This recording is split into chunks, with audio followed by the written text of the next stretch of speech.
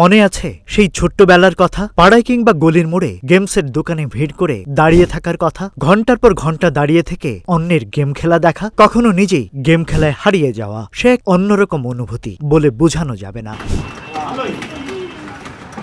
গেমটির নাম শুনলে অনেকেই নস্টালজিক হয়ে পড়েন, স্মৃতি হাতড়াতে অনেকেই নেটে অনুসন্ধান করেন, হারিয়ে যান সেই দুরন্ত শৈশবে।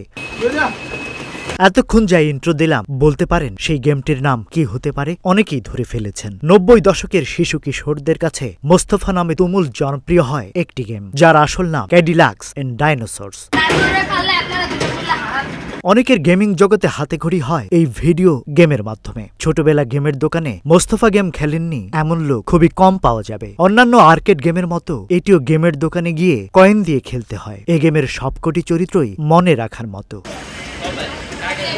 এই গেমের জন্য কত কেনা হয়ে গেছে, স্কুল পালানো থেকে শুরু করে বাপের হাতের মার, তারপরও মাথা থেকে গেমের ভূত নামতো না। তাই তো কংক্রিটের শহরে এখনো মেতে ওঠেন দল ছুটেরা। ক্রিকেট ফুটবলের আগে দেখছি এই গেমসের দোকান, ঠিক আছে। আমরা মোস্তফা গেমস 2002, 97, ভূতের বাড়ি, ভোটকা, যে কোনো ধরনের খেলা, এটা তো আঙ্গো একেবারে প্রিয় জিনিস, এটা ভুলতে পারবো না তো।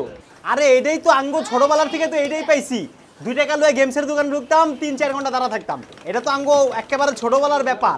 এখনকার বাচ্চারা তো এটা পায় না, বাচ্চারা মোবাইল লয়ে খেলে, ঠিক আছে। তারপরও ভালো লাগে যে আঙ্গো মহল্লার যে বাচ্চা পোলাপাইন, পিচ্ছি পোলাপাইনগুলো এই খেলার এইগুলো টাচ পাইছে। আমরা যারা 90s-এর আসছি, ঠিক আছে, অথবা এই যে এই জেনারেশনের না, তার আগের জেনারেশনে যাগো বয়স 25-24 হয়ে গেছে, আমরা তো এই ব্যাপারটা খুব ভালোভাবে পরিচিত। ভাই এটা খেললে একটা মজা আছে, আমাদের বড় তাদের বড়রও একটা ঐতিহ্য।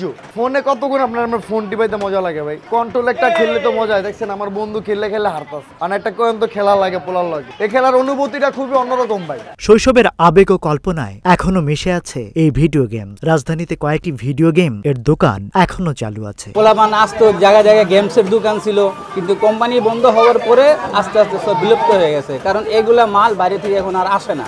কোম্পানি আগে আনতো, কোম্পানি বন্ধ, এখন আর আসে না। এখন যেগুলো আসে সেগুলোকে নিয়ে আমরা চলতেছি, আর রিপেয়ার করে করে করে এগুলি চলতেছি আমরা। আর তেমন টেকনিশিয়ানরাও নাই, অনেকে মুরব্বী হয়ে গেছে, মারা গেছে, সেরকম লোক নাই।